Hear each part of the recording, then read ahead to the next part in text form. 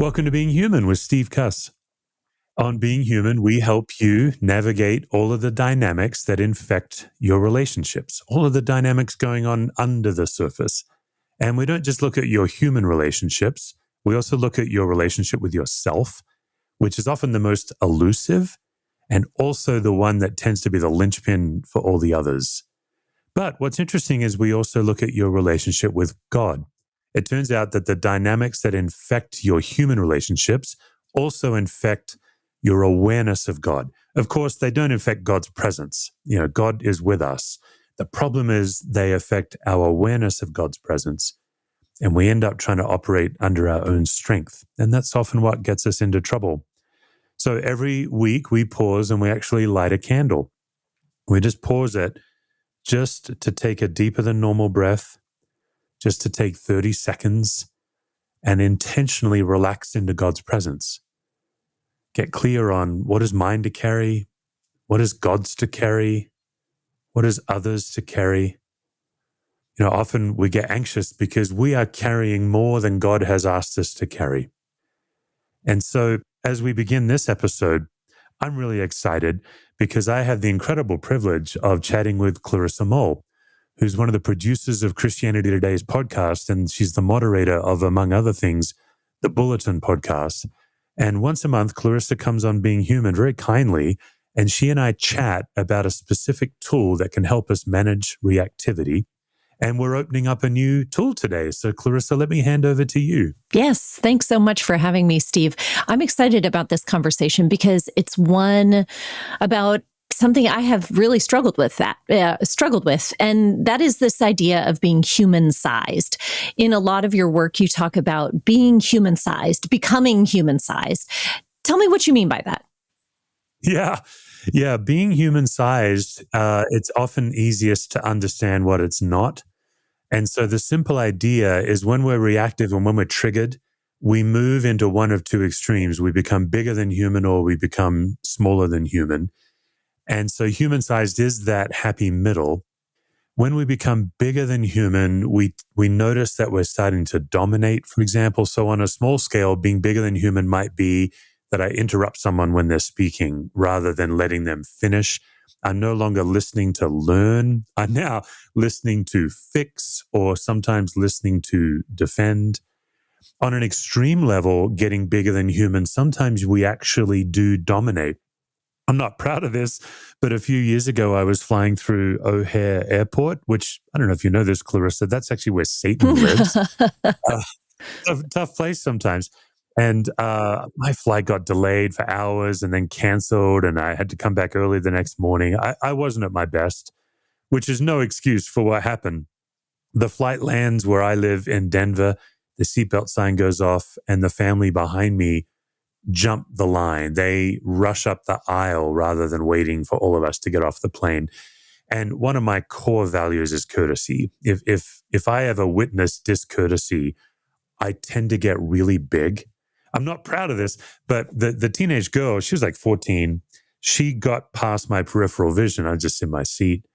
But I actually stuck my arm out in the aisle and blocked the rest of the family from getting off the plane like I'm Gandalf. Like, none shall pass. Like suddenly, God is no longer judge. I am judge. I determine right and wrong. Not only judge, but in this particular case, jury and executioner. Well, that's a really extreme case of getting bigger. For those who have followed church leader scandals, what happened most commonly is a bit simplistic, is that church leader kept getting bigger and bigger. And then what you see on the other end is people cope by getting smaller. And so rather than like you being the judge, you're now your own refuge and strength. So God is no longer your refuge and strength. You're now in a self-protective state. And again, on a simple level, it might be, I'm no longer going to speak up in a meeting. But again, we've seen even like with the Me Too movement, a lot of women trying to get smaller to survive. And so sometimes smaller even looks like fawning, flattery. If you ever find yourself not telling someone the truth anymore. So now we have the middle, which is human-sized, and that's the size where we notice God. We've not taken up all the space where we're aware of God by getting bigger. So we can notice God, but also we've not moved into a protective state, getting smaller, and we're just human sized. And that means I can be exactly myself around you. I have nothing to lose. I have nothing to prove. I can be vulnerable with you, and I can trust you with my vulnerability rather than having to put on a show or kind of withhold from you. And then we see in Jesus of Nazareth, we just see again and again, I'm fascinated by this, how often he was actually human sized. He could just be himself in a wide variety of situations. So there's a lot there, but that's kind of it in a nutshell. So connect this idea of being human sized to the idea of reactivity. Going back to your example from the airplane, is there a narrative that anxiety is telling me that sort of compels me to no longer be human-sized? Yes, anxiety has a competing gospel to the gospel of Jesus. And it often says it's all on you. That's one of its messages. It says you're alone. It says you can worry your way to peace, or you must act. So, my example on the plane, and this is all subconscious. That's the problem with anxiety's gospel. It's all under the surface. I didn't even know I was listening to that voice, but that message, you're all alone. Sometimes there's like an isolationism, a self-pity, but in my case, it was a self-righteousness.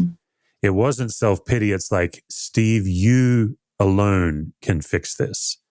You must do something about it. And so I stuck my arm in the aisle. It's mortifying. By the way, just to finish that story, when I got off the plane, well, first of all, the family had a lot of words to say to me about they were not happy, and a lot of language was sent my way. And then like the back of the plane were all anxious because reactivity is contagious, and I helped spread it. But then when I got off the plane, the flight attendant actually pulled me aside, and she said, "Sir, I thought you'd like to know that young lady was having a panic attack, and you blocked her family from helping her." It was mortifying. This was not the time for me to say, "I'm a pastor. I don't know if you have a home church. Maybe you'd like to come to my church." It was not. It was a terrible moment. But what happened in that moment is, because she violated my core value, I couldn't see reality anymore. And anxiety always puts you in your own false reality. And so rather than noticing, oh, this girl needs help and we're all just going to chill as her family help her, anxiety said to me, this is a grave injustice and you, Steve, must step in and make it right. Just ridiculous, absolutely ridiculous. Well, in the same way, maybe you've been in a meeting with somebody where your safety radar says, you are not safe around this, but you have to protect yourself. Now, this is nuanced because maybe that's true. Maybe you really are in a situation where you have to be really careful.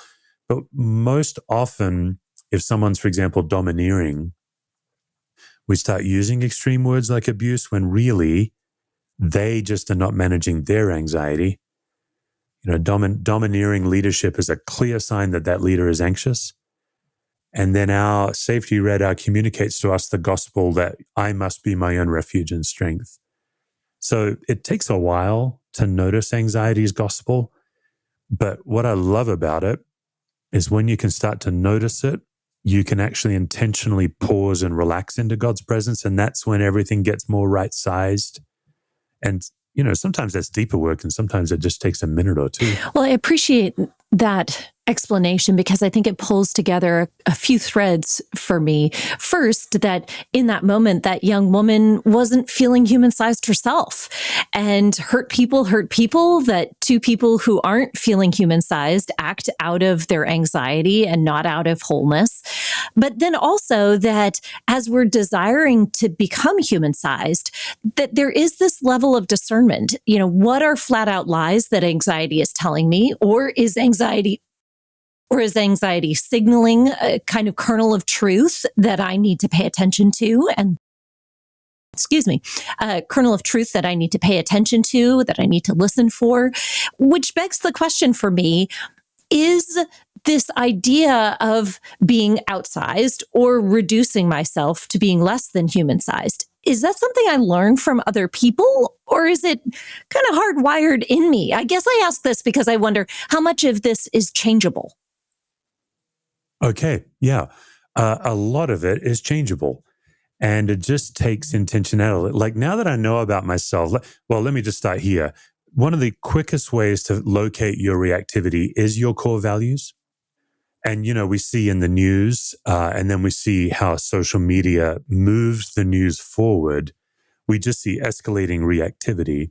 That's because everybody on social media is getting their own values violated by each other and then getting reactive.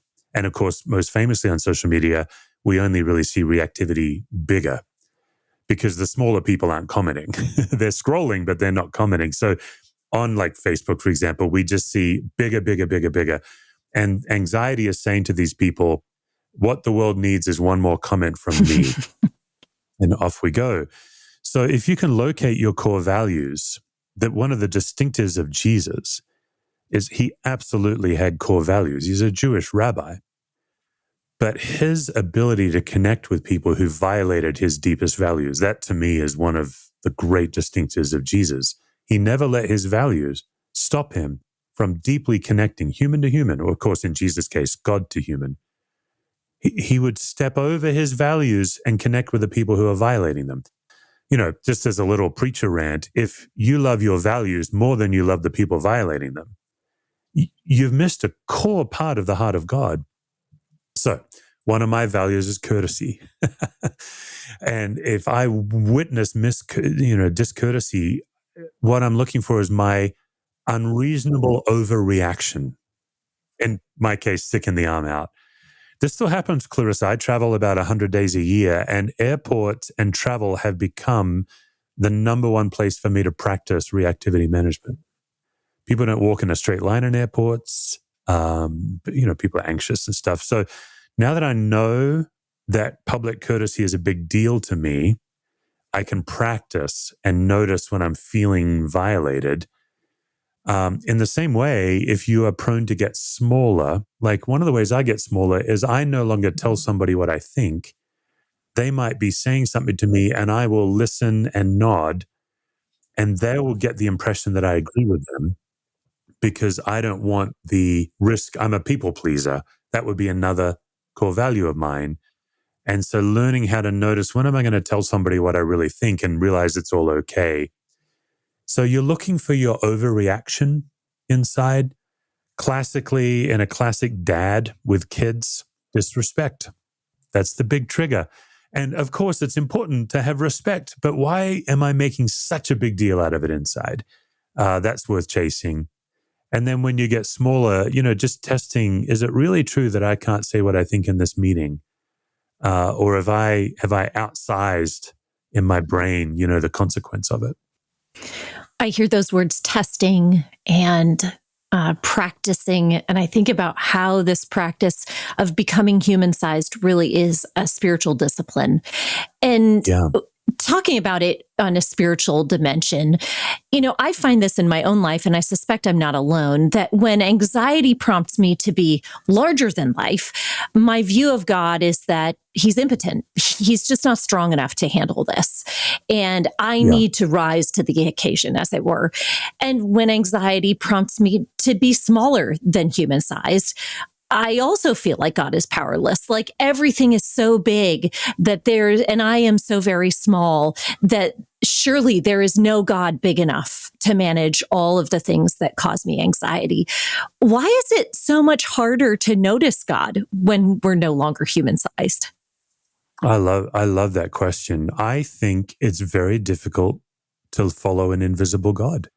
And I wish we said that more often. I wish in our pulpits, our pastors would simply say to congregants, following an invisible God is difficult. I've noticed this disturbing trend, and I'm a preacher, so I'm talking about my own species here. I've noticed this disturbing trend in our pulpits and in our Christian books that every time we look back at Christians in the Bible, we always talk about as if they had it harder than us. And we have it easy. We live in Western culture and, we get what we want. Well, and I want to say not so fast because, yes, the Roman Empire, for example, was brutal, of course, but also they got a God with vocal cords. That's definitely an advantage over what I'm trying to follow God's still small voice. I find God's still small voice wildly overrated. Like, come on, God, use your outside voice, please.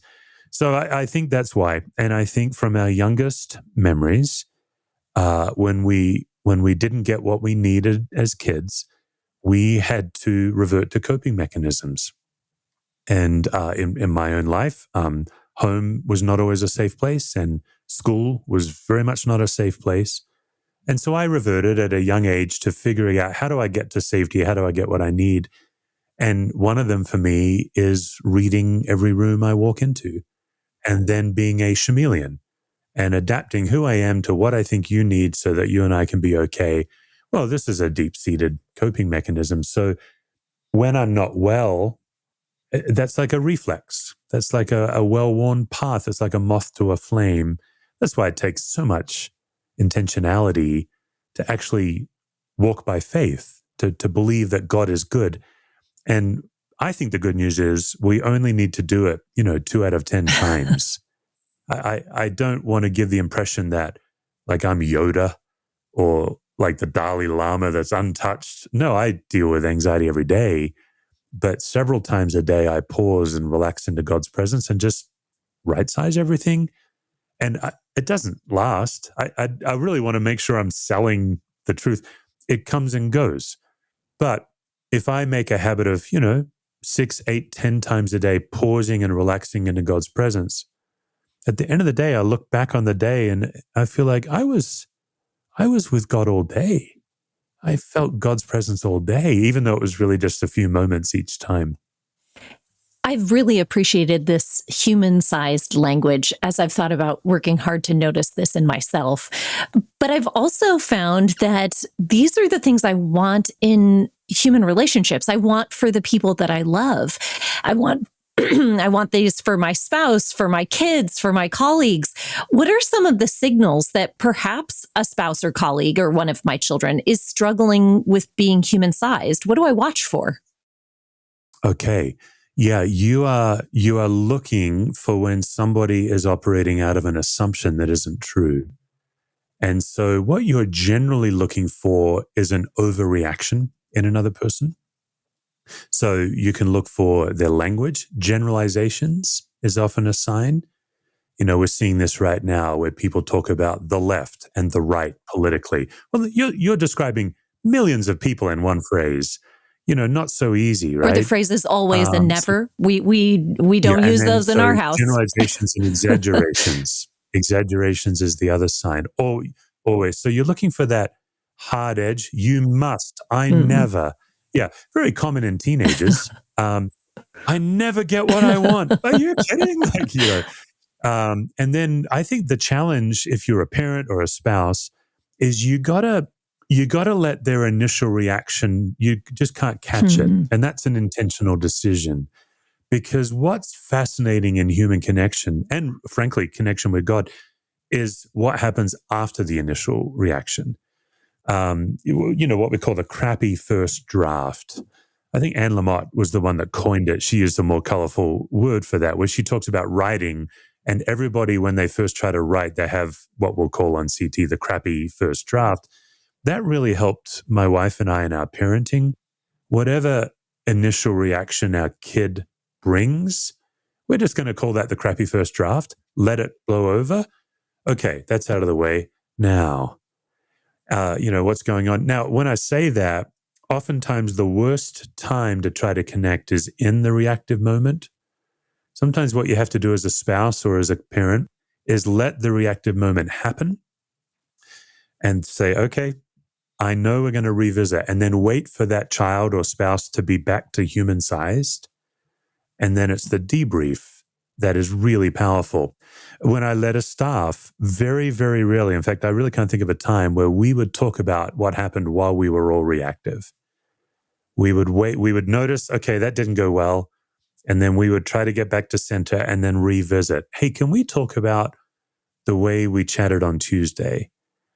And if you're going to try this with somebody, you have to begin with genuine confession. If you begin with accusation or pointing out their issue, that'll make them reactive. And so I would most typically, like with my kids, say, hey, we had that encounter this morning, and I reflect on how I was, and I'm not real happy about how I was with you. What was it like for you? And simply asking, what was it like for you, opens up a curious posture rather than accusing posture. The fastest way to get someone reactive is to judge them. That's why my arm went so badly on the plane. That family felt judged, and of course, they're trying to help their child. But when you judge somebody, you will guarantee put them in a reactive posture, either bigger or smaller. But instead, curiosity, what was that like for you? That will now open up a pretty fruitful conversation. So I have one more question before I throw it back to you. And this is about perhaps one of the smallest or largest, depending on what you think. And I'm curious about what you think. Characters in the Bible, Zacchaeus. So Zacchaeus meets Jesus in a tree. We're told in scripture that he climbs up into the tree because he's awfully small and he wants to meet with Jesus. Was Zacchaeus bigger than life? Was he smaller than human sized? And what in that story shows us about how God welcomes us to be just the size that we are? Oh, what a wonderful, wonderful question. I feel like I have to parrot my Greek professor from college. And this is just for Greek nerds. This is no benefit to the rest of the world. But my Greek professor said, hey, the way the Greek is structured, we don't know if Zacchaeus was small or Jesus was small. Oh, wow. Was Zacchaeus in the tree? Mind blown. Because he needed to look down on a small Jesus, or was Zacchaeus? And so suddenly, the wee little man song gets kind of ruined by my Greek professor, which I feel like it's the job of a Bible college professor to ruin what I love. I think Zacchaeus was a beautiful example of being human-sized because he was willing to receive Jesus. And he was on a quest for Jesus. And so climbing the tree to get a better view of Jesus, what a wonderful metaphor that what we are trying to do is get a good view of Jesus. When you have a good view of God, it's so much easier to be human-sized because now God is in control, so I don't have to be. God is perfect. I don't have to do it perfectly. And everything gets right-sized. And then, Matthew would be another wonderful example of a human-sized disciple. If we look in the Old Testament, I think we see Elijah in 1 John 19. He's getting smaller. God's like, what are you doing here? And Elijah's like, there's no one else. It's just me. So that gospel of it, I'm alone. And then getting bigger. I mean, I think Paul and Peter exhibited getting bigger than each other, where Paul had to confront Peter. You can probably see that getting bigger.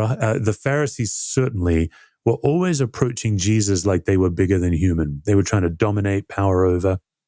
And Jesus' ability to diffuse all of that, it remains to me a stunning model of our Savior. I love that. Well, do you have any questions for me? Well, yeah, let's find out. When do you get bigger and when do you get smaller? Most of us do both. What would be a situation that this is going to make me bigger than human? In moments of conflict, I tend to get smaller. I don't like to rock the boat. I don't want to make waves, whatever the cultural idiom is. I would rather just get along. And so I find that I tend to get smaller. I don't use my voice. I don't advocate for what I need. And usually the product of that is just bitterness. I'm frustrated because I wasn't able to achieve what I had hoped for. I become bitter toward those who should have read my mind and known that I wanted to participate or known what I needed. I find that getting small actually gets me into a space where I have very big feelings in response to whatever has happened. Yeah. Okay. Have you experimented and tried to speak up more and cause offense or whatever it is that's stopping you from saying your piece? Yes, I have. And I think part of that is developing other muscles alongside of the habit or discipline of being human-sized. Part of that is learning to be gracious. Part of that is learning to speak truth in love.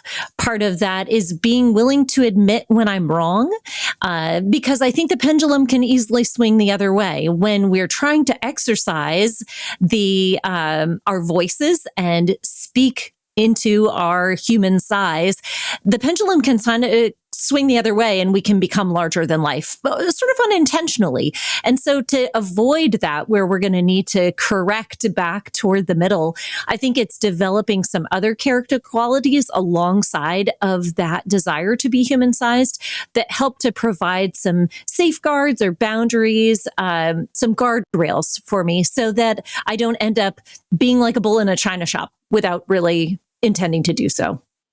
Yeah, this is the challenge, isn't it? Is the bigger and smaller can be really extreme, and then we're trying to kind of get them more within range. And sometimes when somebody is smaller, when they do get bigger, they do kind of explode. And that's why I would also say, for our audience, just letting someone have a crappy first draft and not catching the reactivity is such a huge thing. Is there a time where you found yourself getting bigger than human? Oh, definitely. I think, in our culture for women, we like to call that being a mama bear. And there are times where I think it is very appropriate for me to step up in defense of my kids, to be the parent, to be outsized in advocacy for them or care for them. But I can easily allow that cultural trope of the mama bear to excuse bad behavior that is larger than human sized, whether that is, bullying for a position for my kid in something or manipulating behind the scenes to make sure that my child gets a better deal. All of these things are larger than human size, I think, not trusting that God is my children's first and best parent, that he knows best for them what they need, and that I can rest in that knowledge. I love how you talk about being able to be human sized so that we can rest in who God is. And definitely when I am mama bear, I am not in a posture of rest. It makes me think when I'm working with school administrators, this is the number one topic they want to talk about. Mama bear moms. and dads. Administrators and teachers meeting with parents, particularly around the behavior of their child, somehow even the suggestion that their child is anything less than perfect and acceptable, just in a lot of people triggers this outrageous response. And so that's where that crappy first draft where I'm like with administrators, sit through the parent's initial reaction, stay connected, stay curious. Now let's talk, because for a lot of us parents, I'm this way. My reputation as a parent is linked to my child's reputation. And it's really more about my own shame than my child's behavior. Okay, so for our audience, this is a core tool. We're going to be sitting in this one for several weeks. Clarissa and I will have 2, or I think it might even be 3 conversations over the next 2 or 3 months about being bigger and smaller. And so the way I want to wrap up today is just invite everybody to notice. Now, it's always tempting to notice other people, and that's fine. If you want to spend your time noticing other people, that's wonderful. But really where the power comes in is noticing yourself and then working on staying human-sized yourself.